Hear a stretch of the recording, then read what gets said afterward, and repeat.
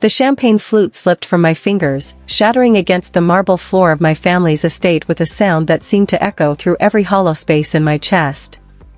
Around me, the graduation party continued, laughter, conversations about futures and dreams, but I stood frozen in the conservatory, staring at my phone screen in disbelief. I can't do this anymore. Don't contact me. 7 words. That's all it took to unravel 3 years of my life. I'm Harper Wellington, and until that moment, I thought I understood how the world worked. Growing up in Westchester County, daughter of a federal judge and a renowned psychiatrist, I'd been raised to believe that problems had solutions, that relationships could be navigated with intelligence and care, that love, real love, didn't just vanish without explanation. But there I was, 22 years old with a summa cum laude degree from Yale, and I couldn't solve the most important equation of my life: how someone who claimed to love you could simply disappear. Marcus hadn't even sent the text himself. I'd found out through Emma, who'd heard it from Jessica, who'd gotten it from someone else in our friend group. The boy who'd held my hand through my grandmother's funeral, who'd talked about our future with such certainty that I'd started looking at graduate schools near his hometown, he'd just left. No fight, no closure, no explanation beyond those 7 brutal words delivered through the social equivalent of a game of telephone. The worst part wasn't even Marcus leaving. It was the silence from everyone else. Our entire friend group had collectively decided that my pain was too uncomfortable to acknowledge.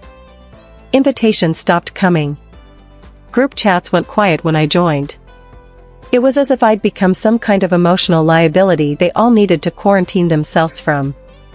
Standing there among the crystal shards, I felt my mother's hand on my shoulder. "Darling, what happened? How do you explain to someone who's built a career understanding human behavior that you've just discovered how little you understand about anything? How do you tell your mother, who's watched you excel at everything you've ever attempted, that you're completely lost?" "Marcus is gone," I whispered, and saying it out loud made it real in a way that receiving the news hadn't. Gone how? Just, gone. Like I never mattered. Like 3 years meant nothing. My mother, Dr. Harper Wellington, who'd counseled countless families through crisis, looked at me with an expression I'd never seen before, the face of someone watching their own child experience a pain they couldn't fix with expertise or wisdom. That night, I lay in my childhood bedroom, staring at the ceiling I'd painted with glow-in-the-dark stars when I was 12. Those stars were supposed to guide me through dark nights, but now they just reminded me of all the dreams I'd shared with someone who'd vanished like morning mist. The questions began then, spiraling through my mind like a storm I couldn't escape. Was I not enough? Had I been naive? Were all my instincts about people completely wrong? If I couldn't see this coming with someone I thought I knew completely, how could I trust my judgment about anything? But the question that haunted me most was this: how do you heal from someone who's not there to give you the closure you need? I'd always believed that healing required understanding, that you needed to know why something broke before you could fix it. But Marcus had taken that possibility with him when he left, leaving me with nothing but the aftermath and no roadmap for moving forward. As dawn broke through my bedroom windows, I made a decision that would define the next chapter of my life. I was going to figure out how to heal, even if I had to do it completely alone. I just had no idea that learning to let go of who's not there anymore would teach me everything about who I really was. The first month after graduation became a masterclass in how not to handle heartbreak. I threw myself into what I called productive grieving, a systematic attempt to solve my emotional crisis the same way I'd approached every academic challenge. I read everything: psychology journals, self-help books, relationship advice columns, even Marcus's old social media posts, searching for clues I might have missed. I made spreadsheets of our relationship timeline, trying to identify the exact moment things had shifted. I wrote letters I'd never send, crafted responses to conversations I'd never have, and rehearsed confrontations with someone who would never return to hear them. My parents watched with the kind of concerned helplessness that comes from seeing your child suffer in ways you can't fix. Dad would bring me coffee while I hunched over my laptop at 2 a.m., researching attachment theory. Mom would suggest walks or lunches with friends, not knowing that those friends had effectively erased me from their lives along with Marcus. "Harper," Mom said one morning, finding me surrounded by printed articles about abandonment trauma, "this isn't helping you heal. This is just advanced rumination." She was right, but I couldn't stop. The need to understand had become an obsession, partly because understanding felt like the only form of control I had left. The breaking point came 6 weeks later at Sarah Chen's engagement party. Sarah, who'd been my roommate junior year, who'd promised we'd be friends forever. I debated whether to go, but finally decided that hiding from my former life wasn't healthy. The moment I walked into the Tribeca loft, conversation stopped. People who'd known me for years suddenly found their phones fascinating.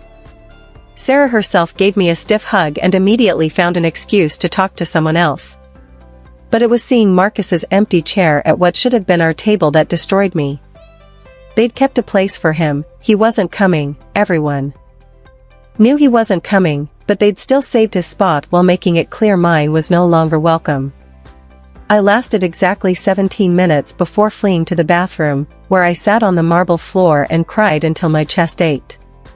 When I finally emerged, I heard Jessica's voice carrying from the kitchen, "I just think it's better for everyone if she moves on. Marcus is dealing with enough without her making it harder." Making it harder. As if my existence, my pain, my need for basic human closure was somehow an imposition on the person who'd abandoned me. That night, I did something I'd never done before. I got drunk alone in my childhood bedroom, scrolling through old photos and videos of Marcus and me, torturing myself with memories of someone who apparently had been pretending the entire time. At 3 a.m., I called him. It went straight to voicemail. I was blocked, of course, but I left a message anyway, a rambling, embarrassing plea for just one conversation, one explanation, one moment of basic human decency. He never responded. The next morning, hungover and humiliated, I realized I'd reached my lowest point. I was a woman with every advantage, education, family support, financial security, and I was completely broken by someone who couldn't even be bothered to treat me like a human being worthy of explanation. The worst part was the isolation. My parents tried to help, but they couldn't understand why I couldn't just move on from someone who'd clearly shown his character. Well-meaning relatives sent articles about letting go and finding yourself. But none of them grasped the fundamental problem. I wasn't just grieving Marcus. I was grieving my entire understanding of relationships, trust, and my own judgment. I'd lost not just a boyfriend, but a whole social world, and with it, my confidence and my ability to read people and situations. If I could be so wrong about someone I'd planned a future with, how could I trust myself about anything? Sitting in my car outside Sarah's apartment building after the engagement party, I found myself wondering if this was just who I was now, the girl who got left behind, who wasn't worth an explanation, who made people uncomfortable just by existing in the aftermath of someone else's cruelty. That's when I knew I needed help. Not the kind my parents could provide, not the kind I could find in books or research papers, but real help from someone who understood that sometimes the hardest person to heal from is someone who's not there anymore. I found Juliana Martinez through the most mundane of circumstances, a delayed flight at JFK. I was returning from a disastrous weekend in Boston, where I'd attempted to start fresh by visiting graduate programs. Instead, I'd spent 2 days feeling like a ghost of myself, going through the motions of a future I no longer felt excited about. The terminal was packed with frustrated travelers, and I'd claimed a spot near the windows, trying to lose myself in a book about trauma recovery that wasn't helping as much as I'd hoped. That's when I heard her voice. "Excuse me, is anyone sitting here?" I looked up to see a woman in her 40s with kind eyes and prematurely silver hair, wearing a simple blazer and carrying what looked like case files. She had the sort of presence that made you feel immediately at ease, grounded, present, genuinely interested in your answer. "Please," I said, gesturing to the seat. "It's all yours." "Thanks. These delays are brutal, aren't they?" She settled in with a warm smile. "I'm supposed to be giving a presentation to social workers in Manhattan tomorrow morning about attachment and recovery. Nothing like a flight delay to add stress to an already packed schedule." Something in her tone made me curious. "What kind of recovery?" "Oh, all kinds. But I specialize in helping people heal from relational trauma, when someone important in your life causes deep emotional injury and then isn't available for the repair work. I nearly dropped my book. That's very specific. She laughed, a genuine sound that filled the space around us.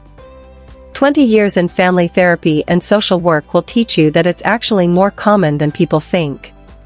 I'm Juliana, by the way. Juliana Martinez. Harper. And I think I might be exactly the kind of person you help. What followed was the most honest conversation I'd had with anyone since Marcus left. There was something about being stranded in an airport with a stranger that made vulnerability feel safe. I found myself telling Juliana about Marcus, about the friend group that had vanished, about feeling like I was broken in ways I couldn't fix. You know, Juliana said when I finished, you're describing something I see constantly in my practice in San Francisco. People who've been abandoned, emotionally or physically, often think healing requires the other person's participation. But some of the most profound healing I've witnessed happens when people learn to recover without their injurer's involvement. How is that even possible? It starts with understanding something most people don't realize: the person who hurt you doesn't hold the key to your healing. You do. She pulled out her phone and showed me a photo of a group of people at what looked like a graduation ceremony. This was taken 3 months ago at the end of an intensive program I run. Every single person in that photo had been abandoned by someone they loved, partners, family members, close friends. When they started, they all believed they needed their person to come back and make things right. And did they? A few of the abandoners did eventually return, usually with apologies and explanations. But here's what shocked everyone: the people who had already done the healing work found that those conversations didn't matter as much as they'd expected. They'd already found their closure internally. Juliana's eyes lit up as she continued. There's actually fascinating research on this from Dr. Jennifer Acker at Stanford. She followed 800 people through various forms of relational loss over 5 years. The ones who recovered most completely weren't the ones who got closure from their person, they were the ones who learned to create their own meaning from the experience. What do you mean, create their own meaning? Well, think about it this way. Right now, Marcus's departure probably feels like evidence that you're somehow deficient, that you weren't worth staying for. But what if his leaving actually had nothing to do with your worth and everything to do with his inability to handle intimacy or commitment? But I don't know that. He never told me why. Exactly. So you get to decide what story to tell yourself. You can choose the story that makes you a victim of his dysfunction, or you can choose the story that makes you someone who deserved better than what he was capable of giving. Our flight was finally called, but Juliana handed me her card before we boarded. Harper, I don't usually do this, but would you be interested in joining a group I'm starting next month? It's 8 women, all dealing with different forms of abandonment. We meet virtually twice a week for 12 weeks. I stared at the card: Dr. Juliana Martinez, MSW, PhD, Trauma Recovery Specialist, San Francisco Bay Area Family Services. What would I have to do? Show up. Be honest. Be willing to consider that your healing doesn't depend on anyone else's actions or choices. And be open to discovering who you are when you're not defined by who left you. Sitting on that plane, I realized Juliana had just offered me something I'd been searching for without knowing it: a way to heal that didn't require Marcus to participate, explain, or apologize. A path forward that was entirely my own. For the first time in months, I felt something that wasn't despair or anger. I felt curious about what I might discover about myself if I stopped waiting for someone else to give me permission to move on. 3 weeks later, I was logging into my first group session, ready to learn how to let go of who's not there anymore. The first group session was humbling in ways I hadn't expected. Sitting in my childhood bedroom, staring at 7 other women on my laptop screen, I realized how small my world had become since Marcus left.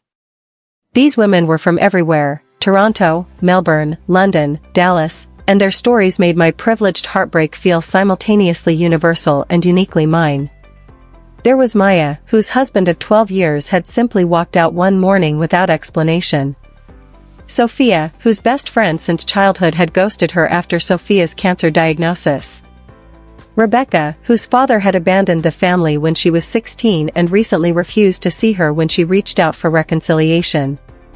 "The first thing I want you all to understand," Juliana said, her voice gentle but firm through the screen, "is that this isn't about forgetting or pretending the pain doesn't matter. This is about learning to heal in the absence of the person who caused the wound." She pulled up a slide showing research from Dr. Kristen Neff at the University of Texas. Self-compassion studies show that people who practice specific techniques for emotional self-care recover from abandonment 40% faster than those who wait for external validation or closure. "But how do you even start?" asked Maya, her voice cracking. "I wake up every morning wondering what I did wrong." "That's exactly where we begin," Juliana replied. "With the stories we tell ourselves about why we were left."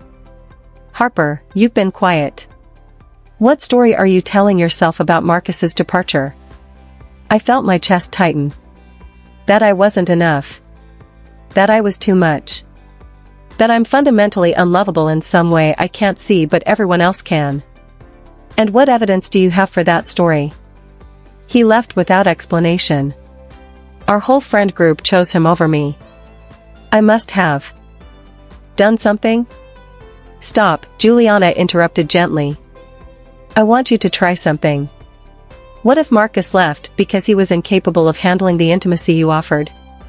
What if your friend group chose avoidance because your pain reminded them of their own relationship fears? What if none of this was about your worth and everything about other people's limitations?" "But I don't know that's true." "You don't know your version is true either. So we get to choose which story serves your healing better." Over the following weeks, Juliana introduced us to what she called narrative reconstruction, the practice of deliberately choosing empowering interpretations of painful events.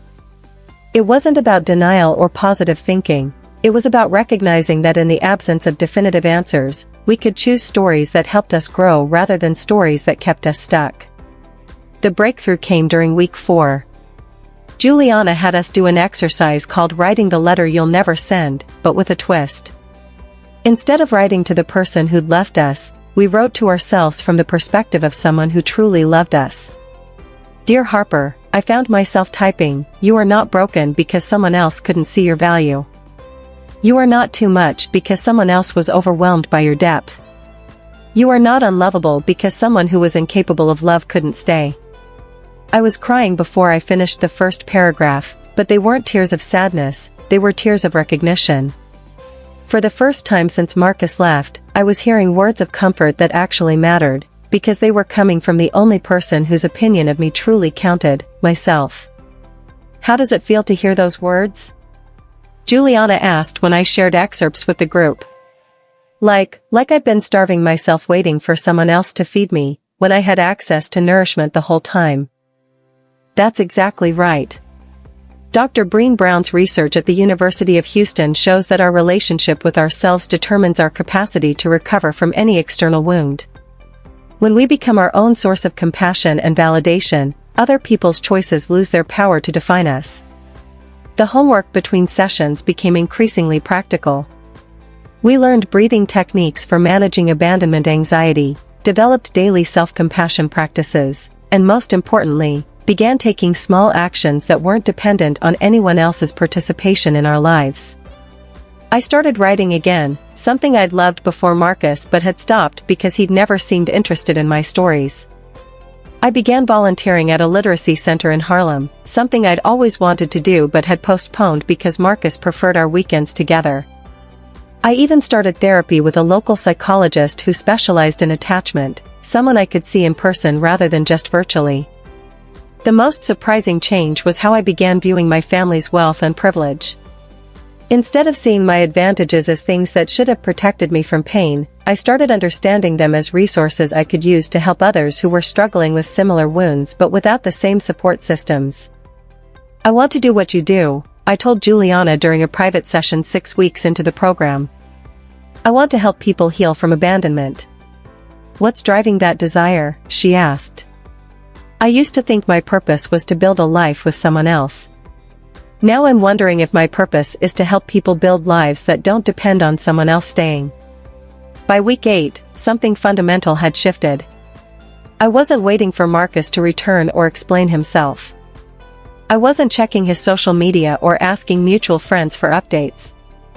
I wasn't even angry anymore, at least, not in the consuming way I had been. Instead, I was curious about who I was becoming in his absence. And, for the first time since he'd left, I liked the person I was discovering. 1 year later, I was standing in the same conservatory where I'd received that devastating text, but this time I was addressing a room full of people who'd gathered for the launch of my foundation, the Phoenix Recovery Center for Relational Trauma. The irony wasn't lost on me that I was using my family's estate, the same place where I'd felt most broken, to announce an initiative designed to help others heal from abandonment and betrayal. But that's what recovery had taught me: sometimes the places where we shatter become the foundation for helping others rebuild.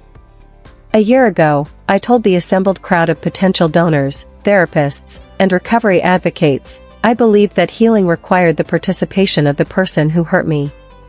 I thought closure was something someone else had to give me, that my worth was determined by whether someone chose to stay or leave. In the audience, I could see my parents beaming with pride, but also relief. They'd watched me transform from someone drowning in others' choices to someone who'd learned to swim in her own strength. I was wrong about almost everything I thought I knew about healing. But that wrongness led me to a truth that's changed not just my life, but the lives of dozens of other people. Healing begins when you let go of who's not there anymore and embrace who you're becoming in their absence. The foundation had grown out of my work with Juliana's group. After completing her program, I'd started facilitating support groups for others dealing with abandonment trauma. What began as informal gatherings in coffee shops had evolved into a structured program offering free therapy, support groups, and practical resources for people whose lives had been disrupted by someone else's departure. Dr. Juliana Martinez, who's joining us via video from San Francisco, showed me research from the University of Oxford proving that people who learn to self-validate after relational trauma show better long-term mental health outcomes than those who eventually receive closure from their abandoners, I continued. That research inspired everything we're doing here. Through the screen, Juliana smiled at me with the pride of a mentor watching her student find her own path. Over the past year, she'd become not just my teacher but my colleague, as we'd collaborated on developing new therapeutic approaches for abandonment recovery. The most surprising part of my journey had been discovering that Marcus leaving had actually been a gift, not because it didn't hurt, but because it forced me to develop a relationship with myself that no one could take away. I'd learned to be my own source of validation, my own comforter in times of distress, my own champion when facing new challenges. The hardest lesson, I told the crowd, was realizing that the person I was waiting to come back and heal me was myself. The closure I needed wasn't an explanation from someone else, it was permission from myself to move forward without one. After the presentation, as guests mingled and I answered questions about the Foundation's programs, I felt my phone buzz. For just a moment, muscle memory from the old days made my heart skip, that Pavlovian response to unexpected messages that anyone who's been abandoned knows too well. But when I looked at the screen, it wasn't Marcus. It was a message from Emma, one of the former friends who disappeared from my life when he left. Harper, I saw the news about your foundation. I owe you an apology for how I handled things last year. I was scared of getting involved in drama, but I realize now I abandoned a friend when she needed support. I'm proud of what you're doing. A year ago, that message would have been everything to me: validation that I wasn't the problem, acknowledgement that others had behaved badly, perhaps even a pathway back to old friendships. Now, I read it with compassion for both Emma and my former self, but without the desperate need for external validation that used to drive me. I typed back a simple response: "Thank you for reaching out. I'm glad you're well." No anger, no demands for further explanation, no reopening of old wounds. Just acknowledgement and peace. That's when I knew my healing was complete, not because the pain was gone, but because other people's choices no longer defined my sense of self. Later that evening, as I sat in my apartment in the city, I'd moved out of my parents' house 6 months earlier, I opened my laptop to respond to the dozen emails from people interested in the Foundation's services. Each message represented someone who was where I'd been a year ago, broken, confused, waiting for someone else to give them permission to heal. Dear Sarah, I typed to a woman whose fiancé had called off their wedding via text. I want you to know that healing doesn't require his participation, explanation, or apology. Your worth isn't determined by his choice to leave. You have everything you need to create a beautiful life without his involvement. As I wrote, I thought about the study Dr. Martinez had shared during our final group session, research from Harvard showing that people who help others through similar traumas experience what psychologists call post-traumatic growth. We don't just recover from our wounds, we become stronger, wiser, and more compassionate because of them. That night, for the first time since Marcus left, I felt genuine gratitude for his departure. Not because it hadn't hurt, it had nearly destroyed me, but because his absence had forced me to discover a strength and self-reliance I never would have developed if he'd stayed. I'd learned that healing begins when you let go of who's not there anymore, but it's completed when you embrace who you've become because they're gone. The last email I answered that night was from a young woman whose message ended with a question that took me back to my darkest days. How do you heal from someone who won't give you closure? I smiled as I typed my response, you give it to yourself. And that's when you discover it was always yours to give. Closing my laptop, I looked out my window at the city lights and realized that somewhere out there, Marcus might be living his life completely unaware that his departure had led to mine. He'd probably never know that his choice to leave without explanation had taught me everything about how to stay, with myself, with my purpose, with the people who truly mattered. And that was perfectly fine. His chapter in my story was over, but mine was just beginning.